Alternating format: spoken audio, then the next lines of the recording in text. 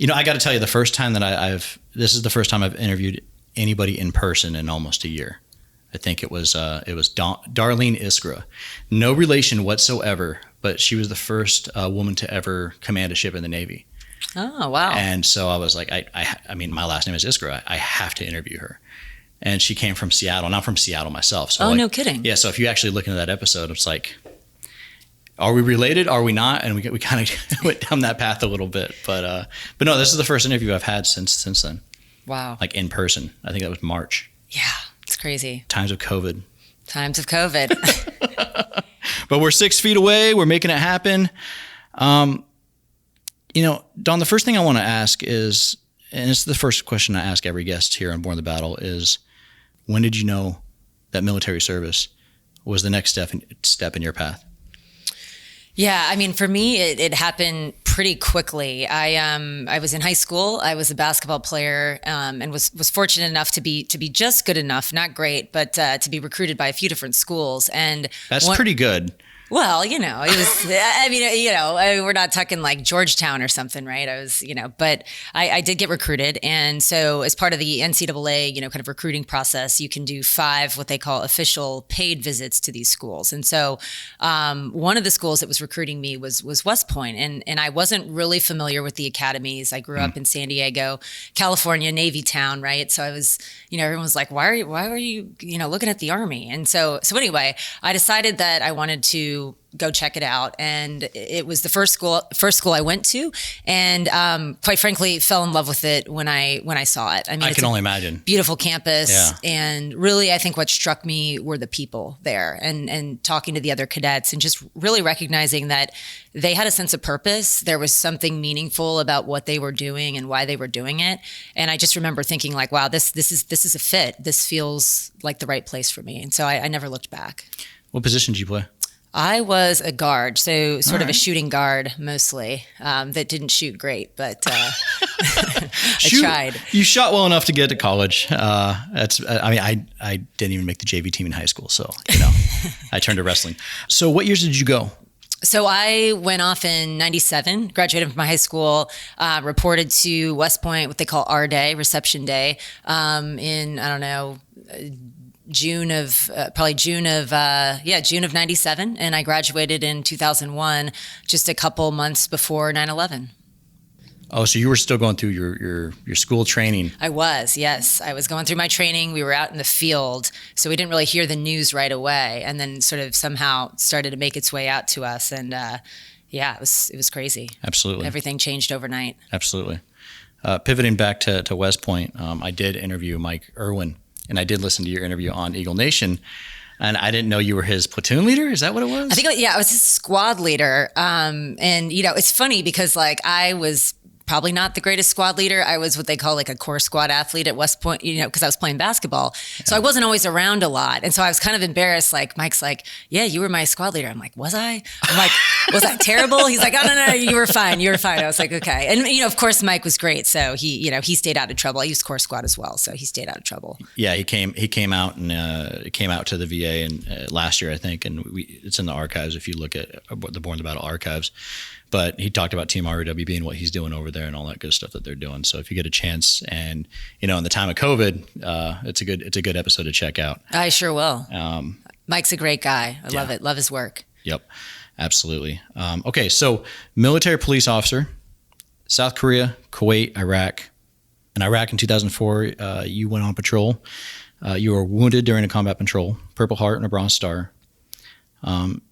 Is that a day that you'd be willing to share? Yeah. Let's do it. Okay. Yeah.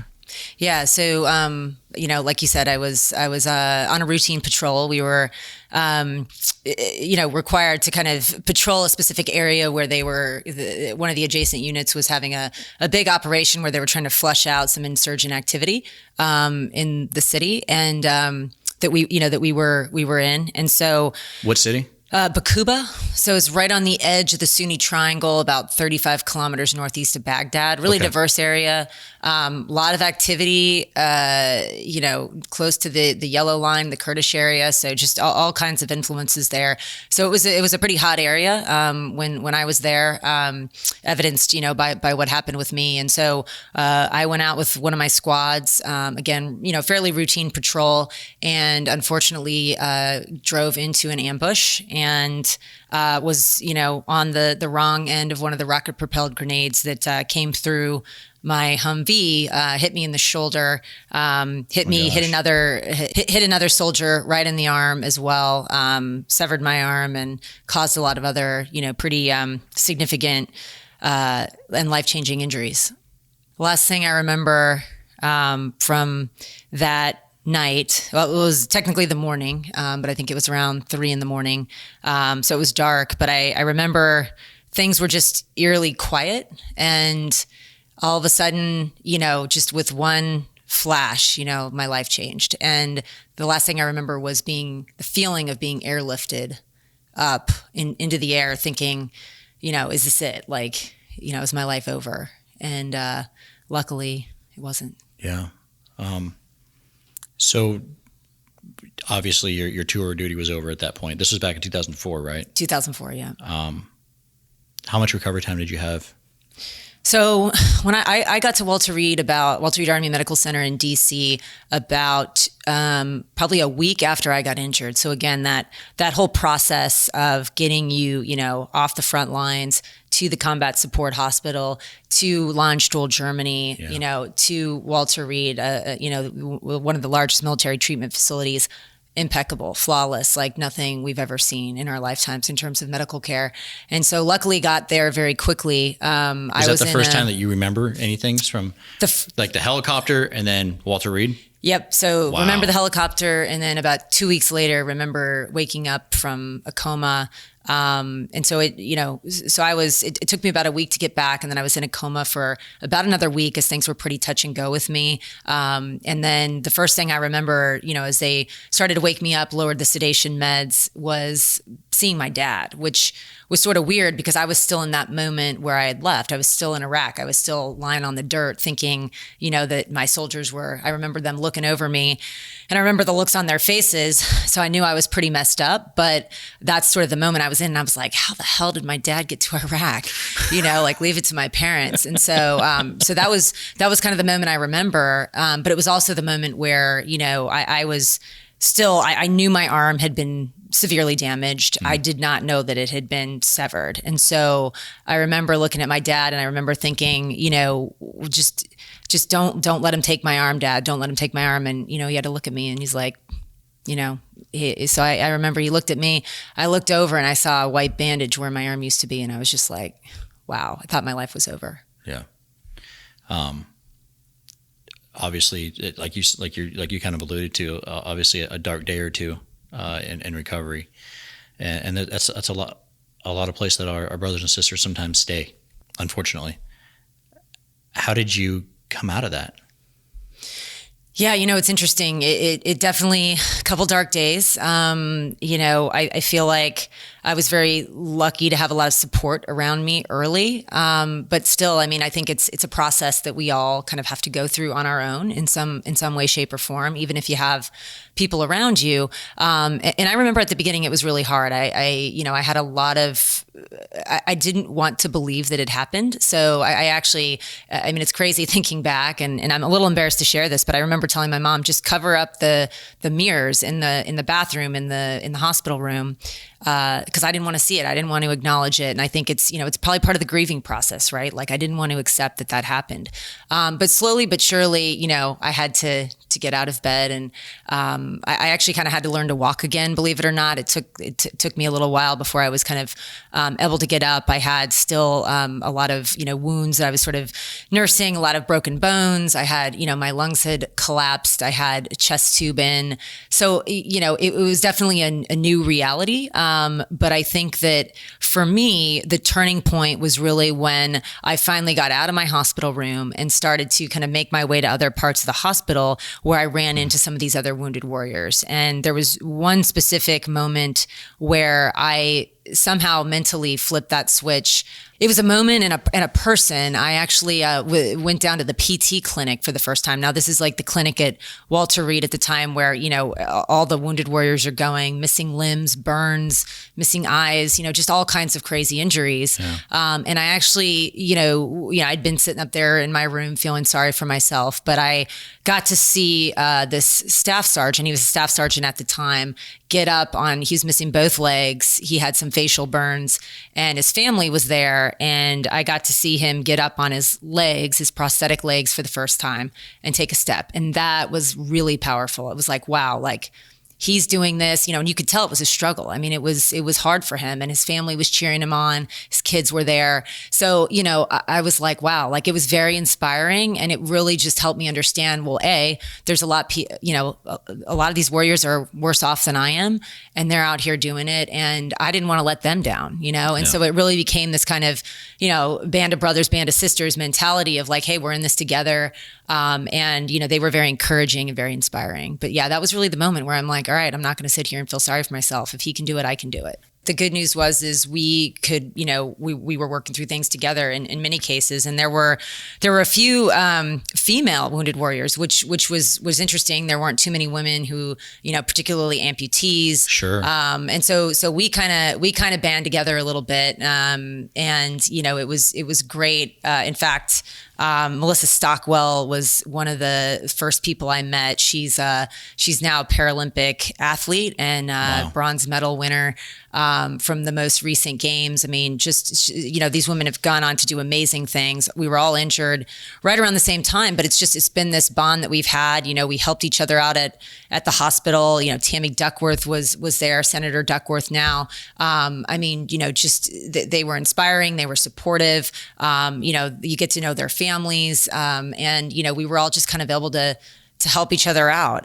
Danielle Green, who actually works for the VA, Notre Dame basketball player, so her and I had a lot in common. I mean, just, a great group of people. And, it really, I think, is that sort of warrior spirit is what helped us, I think, all pull together and be able to move on. How long were you at Walter Reed? I was at Walter Reed for about 10 months. Not inpatient the whole time. I was inpatient for a couple months, and then I was living at the Fisher House there. Very good. Very good. Now, what year were you discharged? So I got discharged in 2005. So just about a year after I got injured. You're an entrepreneur now, but that isn't where you started your civilian career. You interned as a military liaison to the House Armed Services Committee, where you advised the chair on DoD legislation, military health, and veterans issues. Being a liaison for the chair of the Armed Services Committee, how does an opportunity like that come about? That's not a normal thing. Like, yeah, I feel like my bio may be a little bit inflated on that. No, and when we say advising, I got to sit in the room. No, but sure. Actually, it was kind of interesting. I was in the hospital recovering at Walter Reed, and one of the members of Congress, Duncan Hunter at the time, who was chair of the Armed Services Committee, came into my hospital room, and he was making the rounds and shaking hands and thanking us for our service, for our sacrifices. And so he came in and he's like, well, what are you going to do? And I said, I don't know. And he's like, well, hey, come down to my office a few days a week and we'll put you to work. He's kind of joking. And I was like, oh, that sounds interesting. So I took him up on it. I was like, I'm not just going to sit around. And so was he surprised that you took him up on it? Probably. I don't know.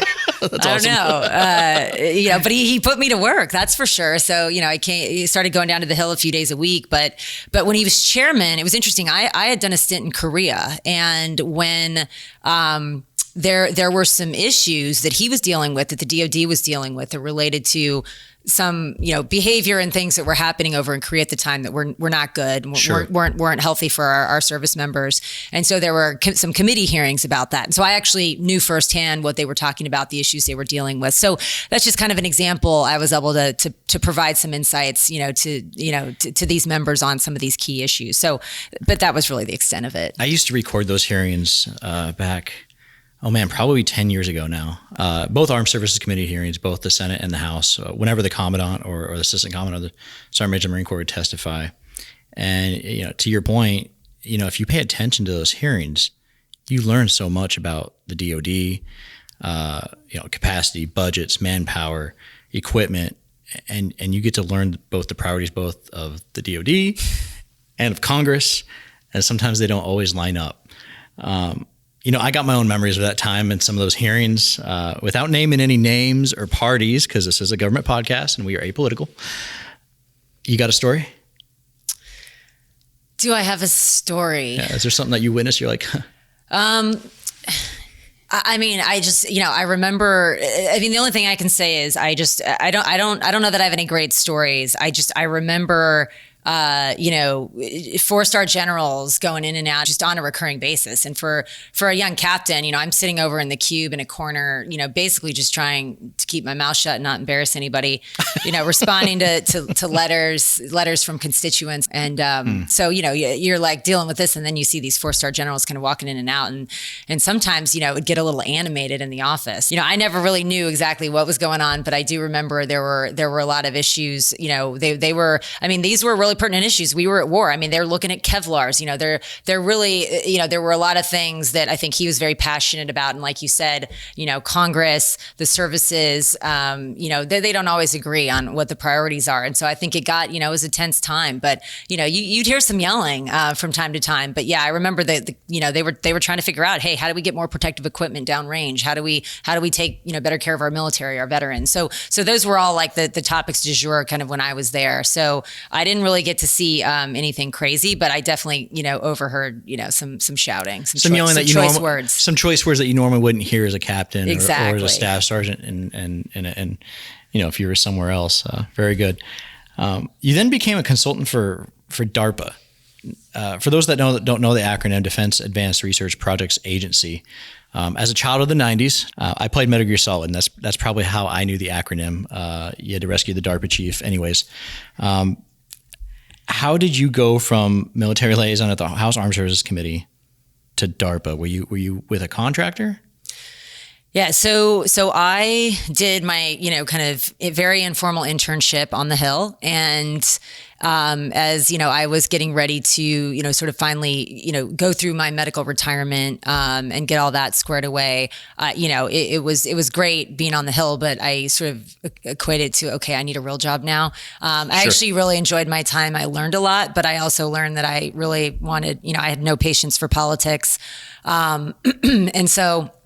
I said, okay, well, I need a real job. And actually, while I was recovering at the hospital, another gentleman that I had met, he's retired now. He was an Army colonel, MD, PhD, brilliant guy. And he's a program manager at DARPA. And so he came through the hospital, and he was talking to, some of the wounded warriors, myself included, kind of trying to glean some insights as to, hey, how can DARPA support this mission? What are some of the things you guys need downrange? And so him and I kind of hit it off, and we started talking, and eventually he came back around. He was starting some programs, and he wanted me to be involved in them. And it was a real job that, could afford me the ability to, to live in DC and all of that. So I said, sure, why not? So I went to work for him at DARPA as an independent contractor. So which is kind of how I started my business. I had to set up an entity. So, I was this young, naive captain, thought I could, oh, sure, I can start a business, no problem. So I'm just like, I had no clue what I was doing, jumping through all these hoops, getting registered so I could do business with the government, and really just, so I could work for him, which is what I wanted to do at DARPA. So you became an independent contractor for one person. So yes. for someone from DARPA, that's quite a client. That's quite a first client. When someone from DARPA, was he a GS worker? Was he a So he was active duty military. He was active duty military. So he was active duty military. He was a program manager there. So DARPA's really kind of a shell organization. They have very few government employees. Yeah. They all run, the offices, and then they run the programs, and then they have contractors supporting them. It's like the premier advanced research. Oh, absolutely. In the government. So that had to have been exciting. It's like, hey, can you give me a hand? It was very exciting. And I think I didn't even fully appreciate how exciting it was. I remember walking in on the first day, and at the time you think this was back in 2005, late 2005, early 2006. And one of the big programs that they had was unmanned aerial vehicles. Okay. What we now know is, UAS, right? And Yeah. so to think that wasn't even a thing yet, and DARPA was in the early stages of developing this, and now, they're ubiquitous. They're fielded. They're part of our force, a huge part of our force. And so Air Force has squadrons that are just dedicated to UAVs. Exactly. Yeah. And so DARPA just, it's fascinating the things you learn about while you're there. So I was definitely excited, and it was a great opportunity. So other than UAVs, what was probably the coolest unclassed thing you can talk about that was like, yeah, I saw that in its advanced research phase?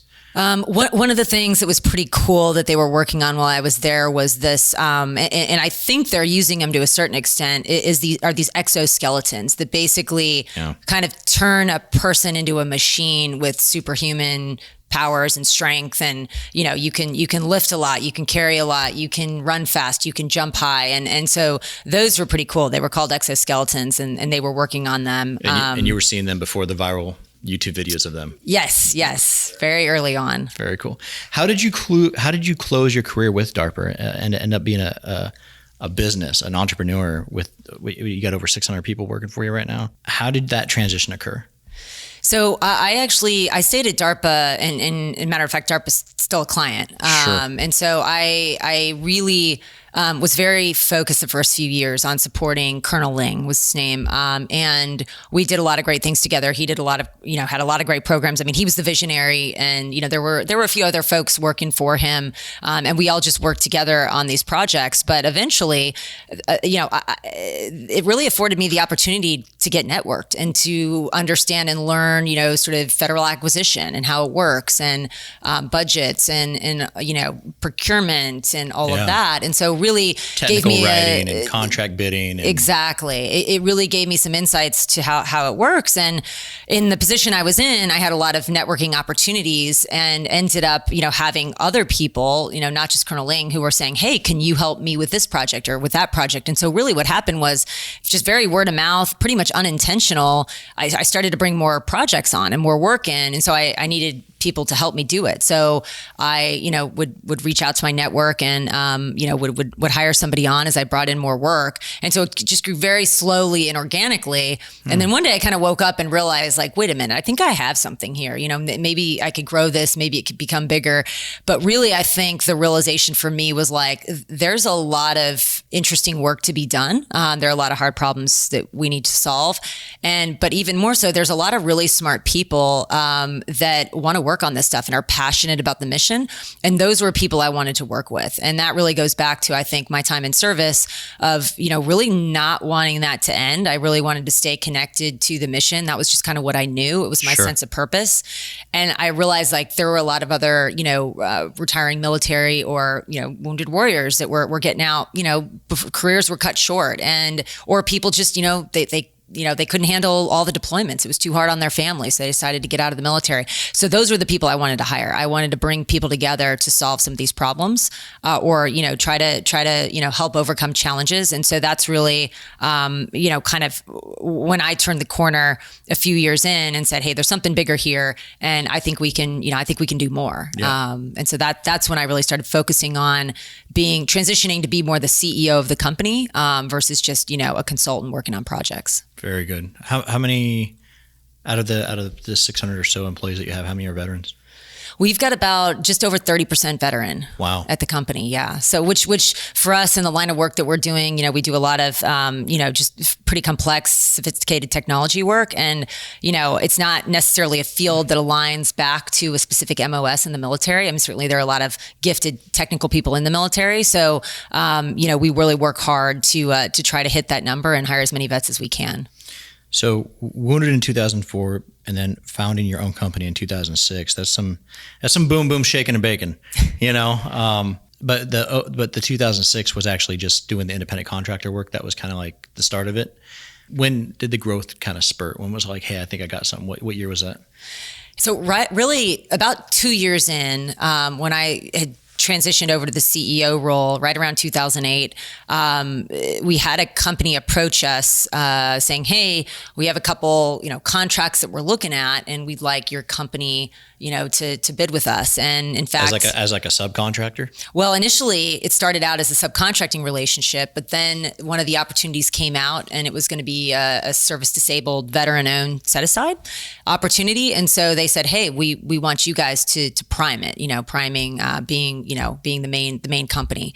And, we'll support you, and we're familiar with this work. And it was a pretty large contract for us. It was a $20 million prime contract with U.S. Army Recruiting Command. And, we were absolutely thrilled at the opportunity, and we said, yeah, let's do it. And we ended up winning it. And that's what really kind of put the company on the map and really required us to kind of quickly start building out our infrastructure.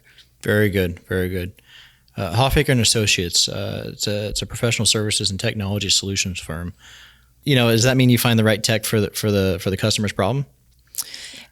It does. I mean, I think ultimately, what we're really trying to do is, leverage, the technology, kind of best practices and expertise that we have to, solve problems. And so we really look at, we look at the mission, we look at the opportunity, we look at the customer. And so we make sure that, we have that subject matter expertise, but, even more so, we can back that up with the right kind of technology solution. Yeah. Sometimes it's a solution. Sometimes it's, some expert people to, do training, cyber work, or, whatever the case may be, really across the spectrum of technology. I was going to say, are we talking IT security, cloud management, logistics software, all the above? So all the above. I mean, the core areas that we really focus on are, kind of application development, which these days, really is becoming, the government shifting to, they don't want to own a lot of technology, and they're smart. They want to be more efficient. They want to use SaaS. And so they don't want to own it. And so what we do in many cases now, is we are going out and finding, sort of the cutting edge technology, bringing it into the government, and providing those solutions. So it ends up being more technology integration is a lot of what we've been doing lately. And, with that, anytime you're bringing in technology, usually you have, it's hosted in a cloud, it needs to be secure. So we kind of bundle all those services together and, create a comprehensive solution. Gotcha. Just finding the right tools, the right training for the problem at hand. Exactly. Tracking. Are all your clients and contracts, are they all government, like some DoD contractors, or are you like an Amazon or a Microsoft, just a very smaller version of those, where you serve other businesses in the private sector? No, we are 100% government. Okay, gotcha. Very good. Now, 600 employees, people would think that's pretty big, but it's still classified as a small business. Matter of fact, you were recommended to me by Michelle Gardner, otherwise known as GI, at the VA. And when we were talking about breaking down the VA's Office of Small and Disadvantaged Business Utilization, I had to write that down just to make sure I got the acronym of what OSDBU is, because the Beltway loves its acronyms. And she talked you up, and they talk about you and Hoffaker and Associates as a huge success story for OSDBU. Were you recently recognized by them as like a best performing veteran-owned small business in the area or something like that? I don't know. I have a hard time keeping up with GI because she's doing so many great things. But I know that OSDBU right now is very very focused on trying to figure out how do we continue to attract not only veteran entrepreneurs but women veteran entrepreneurs into the space, particularly at VA. How do we support women-owned businesses? So we've sort of come together on that, and I think we're my company's very, very lucky to be, able to support VA and its, mission, which is kind of, my personal passion. But I think it's also important that, we continue to hopefully inspire other entrepreneurs as well who want to come into that space and make sure that they have, ample opportunity to be successful. I was wondering, as an entrepreneur, what has that office done for you personally? Sure. Yeah. So when I was first starting out, I relied heavily on the OSDBUs. Each agency has an Office of Small Business programs, they are there to promote, to support small businesses coming into the space and into the supply chain. And small businesses, as you know, critical not only to the nation but to our federal government. Every department has that. So like VA, DoD, Correct. agriculture. Yep. Okay, so I thought that was just a one thing that was like for veterans. VA. No. Very interesting. Yeah. So this is definitely a government-wide initiative, but obviously, VA has sort of a unique piece in that mission in that they have the rule of two, where they're very focused on ensuring that they're bringing, veteran-owned businesses, service-disabled veteran-owned businesses, interesting, and woman-owned businesses, kind of into their vendor community to really ensure that they can leverage those companies to get the services and everything they need to serve our veterans. So if you're a veteran-owned small business, how do you take advantage of the OSDBUs at each department in the government? Right.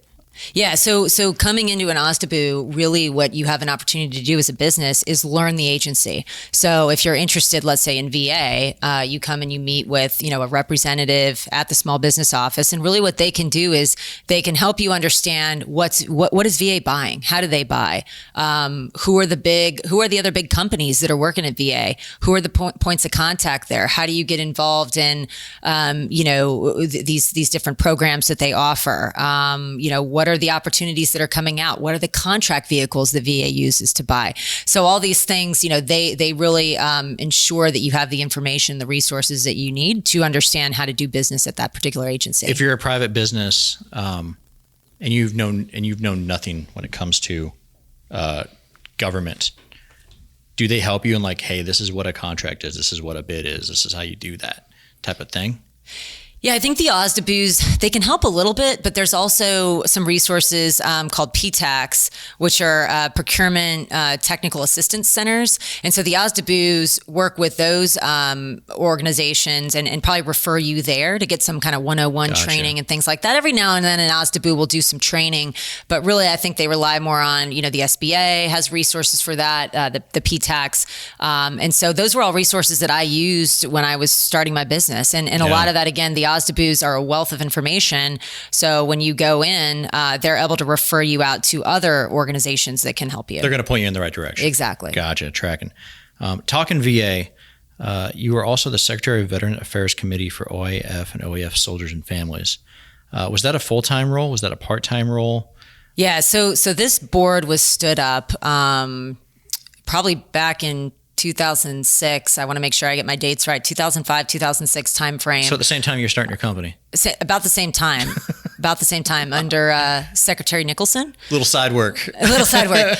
Well, yeah, and so the advisory board was, it was not full time at all, and it was, one of many advisory boards at the VA, but this one in particular I think was interesting because it really we had some great leadership. Secretary Nicholson commissioned this, and actually I met him at an event, and he was standing up this advisory board, and we met very, very briefly, but he looked at me and he's like, I want you on my advisory board.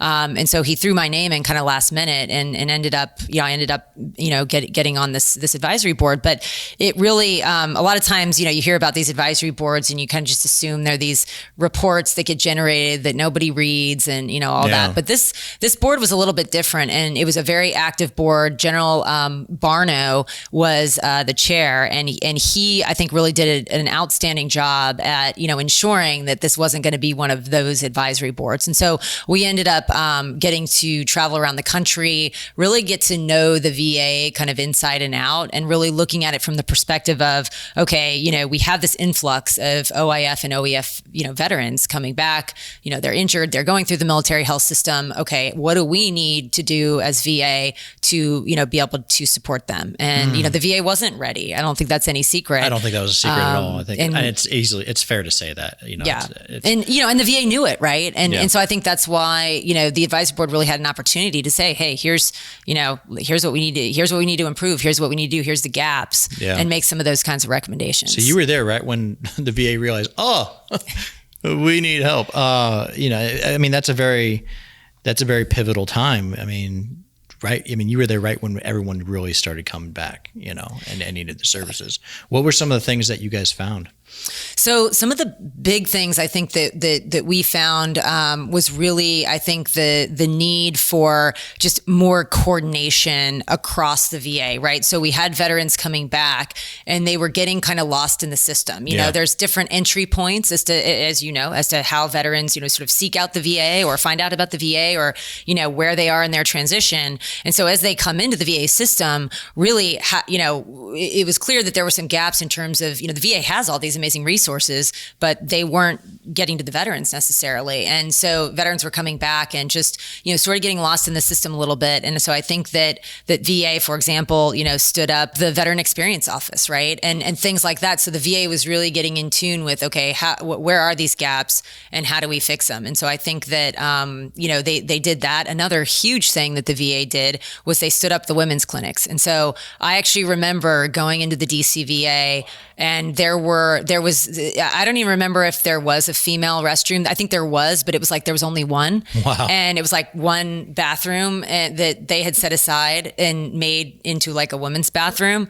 And, that was the extent of support for our women veterans. And, we were coming back and all of a sudden it was like, oh, like our population isn't just males. And so they really, I think the VA did a great job, figuring that out like reasonably quickly and then starting to kind of retrofit their hospitals and their clinics to accommodate women veterans and really set aside a specific area where, we can go in and kind of get, the services that we're required to get. And now there's even a Center for Women's Veterans here at the VA. Was that a thing when you were there? That wasn't a thing not when I was first there, but that was that was one of the big recommendations that came through and the VA, really picked up and ran with it. We also see things like caregiver support and, just all these, different initiatives. I think the VA is recognizing as we look at veterans, we look at these, kind of the next generation of veterans and what do we look like? What do our families look like? And how can the VA sort of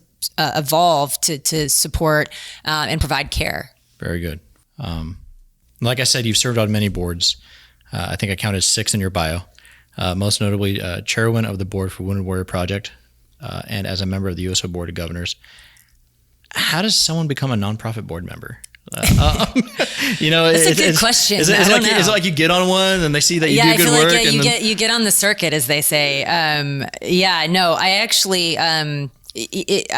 Do you want me to tell the quick story about Wounded Warrior Project? Sure. So this absolutely. is how I got on the Wounded Warrior board. And I think it was probably the first board I was on. And, not that I'm a prolific board member by any means, but I as you pointed out, I'm on a couple, but. And at this point, it was probably just very young too. Very young. And so it was kind of questionable, their judgment to bring somebody like me on. However, this is kind of a good story. So they, Wounded Warrior was a fairly new organization. And initially what they were doing was they were bringing backpacks into the hospitals and passing them out. And these backpacks had sort of your everyday items in them. So if you can imagine, you come off the battlefield, you have nothing. I mean, you're medevaced in, a hospital gown. All of your belongings are left behind. You don't have a toothbrush. You have nothing, right? And so what they recognize is these service members were then, we're stuck at Walter Reed and like, you don't have clean underwear, and so they started filling these backpacks with kind of like your everyday comfort items, underwear, like, socks, like just basic stuff, right? Toiletries, toothpaste, hairbrush, right? However, the organization, as you may or may not know, was started by a couple gentlemen, one of which who's a Marine, right? Males. Wow. And so when I got my backpack, they were awesome. They came into my room, they gave me my backpack, and it was like, it had like men's underwear in it. It had all stuff for men. And so I literally look at them and I was just kind of like, this is really nice, guys. They're like, what the hell am I going to do with this? No, and they were great sports about it. They laughed and we laughed and we had a laugh and they're like, hey, well, like, you're right. Like we need your help. Can you come join us? Can you help us? And so I ended up joining their board. They were smaller at the time. All over men's underwear. All over men's underwear. Yeah. And so that's how you join boards. You just, it's men's underwear. Very good. Very good. Are those like full-time or part-time gigs? What is I would that? say they're very part-time. These boards usually meet quarterly, and there's some things that are, that are done in between, if you're on a committee. But yeah, I mean, some of them can be more work than others, but it's, quite frankly, for me, it's a lot of fun. You get to be a part of these different unique missions that are supporting, veterans, military, and it's just, it's really fulfilling. So it doesn't feel like work. Very good. Very good. What's one thing that you've learned in your military that you apply to what you do today? I think the biggest thing that I kind of brought from the military is really, the military is an amazing institution because it's so diverse. I mean, you have the best cross section of our country, and even you get to interact with a lot of foreign militaries as well. But you get this cross section of people from all different walks of life, and you have one mission, and you somehow, as a leader in the military, you got to get everybody on the same page to perform that mission, and failure is not an option. And so I think that mentality of, being able to kind of play the hand you're dealt and inspire people, bring them together and train them, and be trained, right? And really just work as a part of a team that's extremely diverse, to accomplish something. Like, there's just nothing better than that. And that's really what I do in my job every day is, try to find really interesting, smart, talented people that have the same mindset and the same vision of, hey, I want to serve. I want to be a part of something bigger than myself. And, I want to work towards something and work with a team to accomplish it. And that's really what I get to do every day. And it's probably the best thing about my job is just all the cool people I get to work with. Outstanding. Dawn, we've covered a lot of ground, kind of gone everywhere in your whole career a little bit. Is there anything that I've missed or I haven't asked that you'd like to share? Yeah, I think I'll just leave with the fact that, the thing that I've come to realize, being involved, we talked about some of the nonprofit work that I've, been privileged to be a part of, being able to support the VA, my business supports the VA, the military as well, is just how many resources there are out there for veterans and how many people care. I think that, there's a lot of talk about civil military divide and things like that, but there's some really good news stories out there of, everyday people, VA employees, whoever that are working really hard to support our veterans. And there's a lot of great programs out there that, veterans can take advantage of. And, they can be really helpful, whether you want to be an entrepreneur or you want to go back to school and, get a degree, whatever your goals are. I think that there really is a support out there. So I just encourage everybody to check it out. A lot of stuff on the VA website, va.gov, and just a lot of great nonprofits out there that are ready to support. And certainly, I'd love to help and support any veteran that needs it.